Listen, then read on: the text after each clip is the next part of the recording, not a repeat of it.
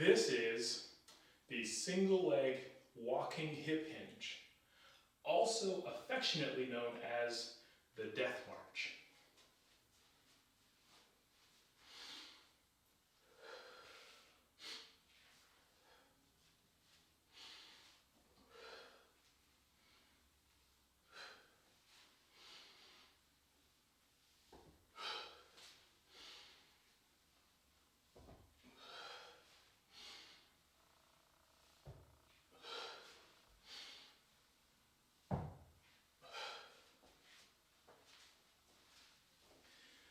So, for this movement, first we're going to hinge, basically do a suitcase deadlift. From that, you'll take a step forward and then hinge forward into that front leg. In order to come out of that front leg, you're not going to think about lifting up.